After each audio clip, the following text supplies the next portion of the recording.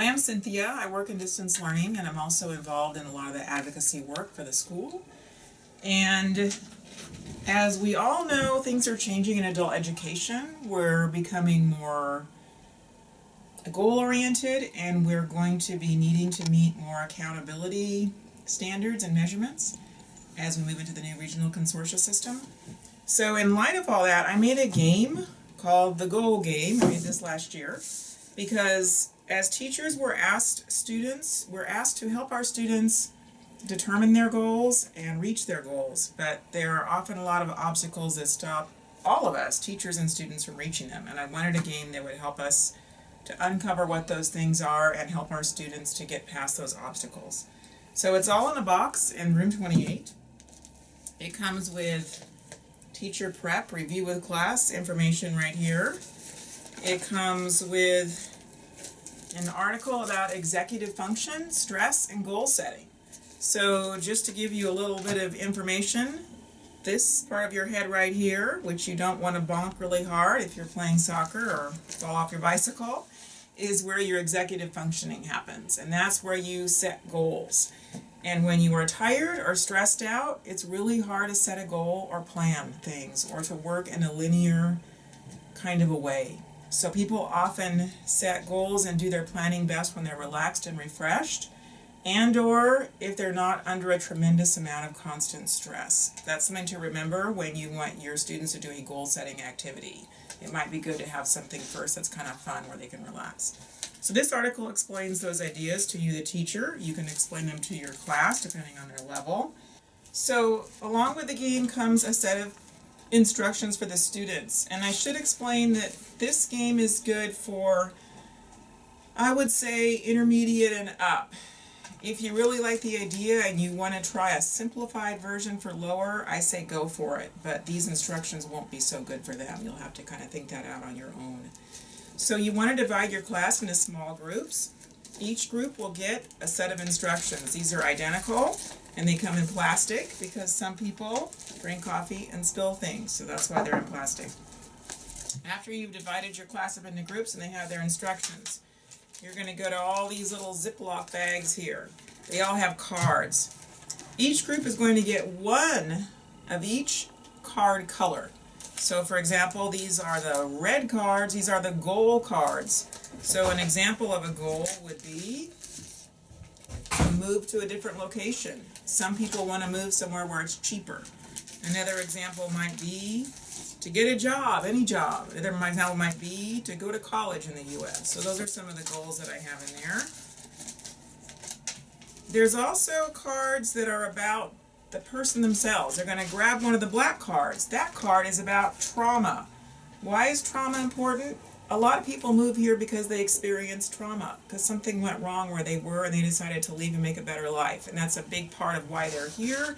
And it can be a big obstacle for meeting their goals once they are here. So we might reach into this and we could pull out, wow, you got the lucky no previous trauma.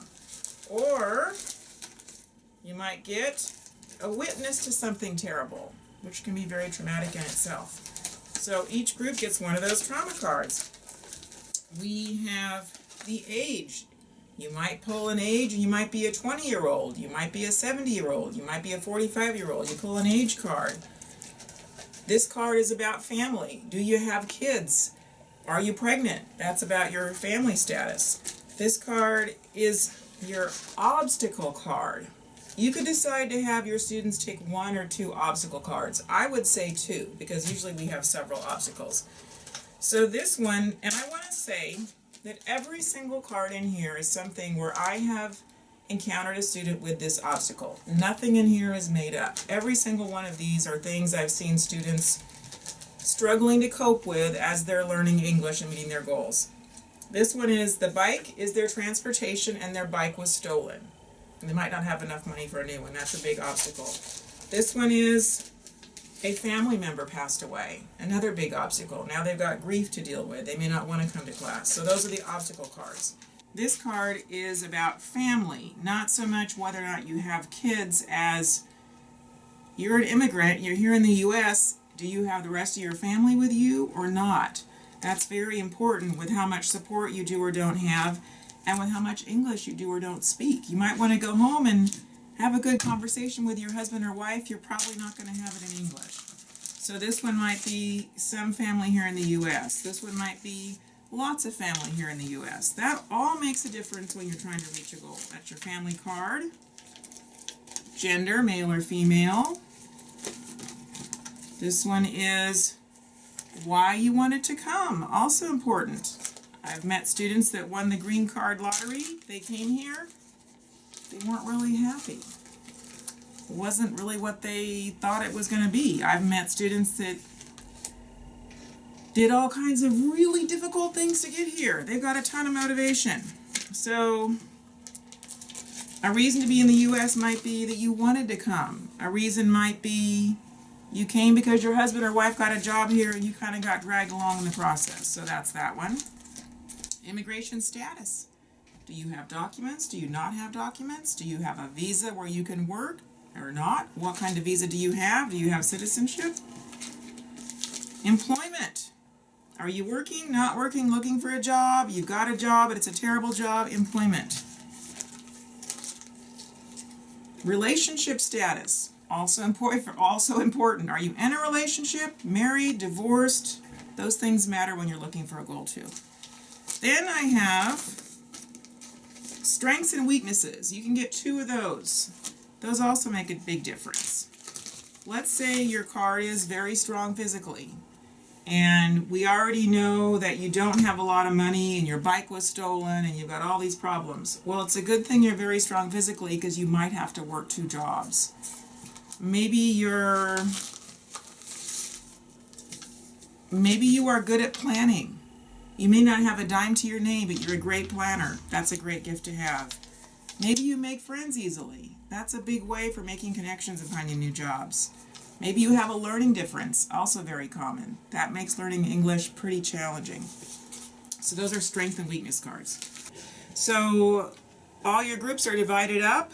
They have their cards. The last thing to give them is these community information handbooks. We have them in English and in Spanish. These are 2013, so I know that I need to order more and pick them up, or ask Jay to pick them up. They're from the County of San Mateo, and if you haven't used them, they're great. They have all kinds of resources available in the county, in English or in Spanish. And I believe they have them available in Chinese also. So we need to get those also, and these might be good things just to have in your classroom available for your students. They are free, which is terrific. So now, how the game actually works, and I'm going to take the liberty to sort of read off the instructions here too. You're going to ask the student groups to look at their cards and make a story about the person. They can get together in their groups and say, okay, this is a young man who has a learning difference and his bike broke. He's a great planner. He's very strong. He has permission to live in the country, but he doesn't have permission to work. You're going to go through all those things and kind of come up with a story that they agree on. Now you're going to think about that person, and you're going to look at the goal card. What is it what they want to do? And you're going to discuss in your group, how can they reach their goal? How will they cope with the obstacles? Do you need to look in this book and find something to help them? Do you need to look in the school brochure and find something that can help them? Do you need to talk to the teacher or other people in class and say, hey, this is a great guy and here's his goal, but he has this problem. What can he do to overcome it? Have a discussion, talk to other people, come up with some ideas. Then you want to create a plan for the person to reach their goal. Because, as we know, a goal is great, but a goal doesn't get us there. A goal is a thing that we want with our emotions. The plan is the executive function that gets us there. So the group needs to write down the plan. The plan has to have 5 concrete steps. The plan could be they're going to go to Samaritan House. The plan could be they're going to take the job search class with Jay and Carolyn. The plan could be they're going to go to CSM. The plan could be they're going to become a volunteer at the library to meet other people. We don't know what the plan is. They're going to come up with it. Then you're going to have the group come up with a strategy. You might want to discuss strategy beforehand. I have that in the teacher notes. A strategy is something more alive, right? You have a plan, but things happen. What are you going to do to handle them? What attitude will you use? Will you come across in a soft manner? Will you come across in a forceful manner? What's your strategy going to be? So the group has to think about the strategy.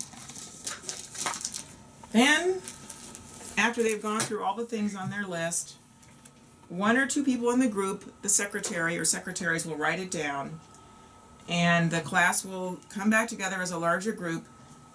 The teacher will ask the group to present the person's story, their goal, their plan, and their strategy.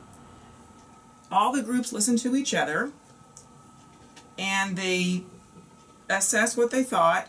They make notes, their feedback for the other group.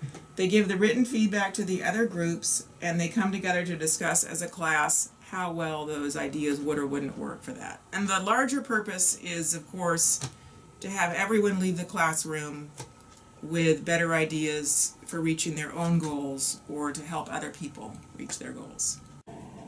I also have on the list recommending asking the students to have each individual student write down a resource or a strategy that could help them or someone they know reach a goal, something that they hadn't thought of before, and to hand that into the teacher so that you know that each person really learned something.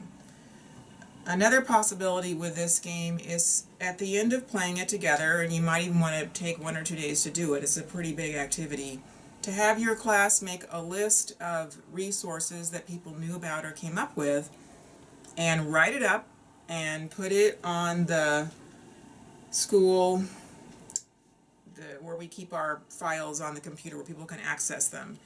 And eventually maybe have a larger source of information that we've made as a school, something like this, but that's for our school, our students, our community, something that we could then perhaps share with other schools in the consortia or other schools around the state.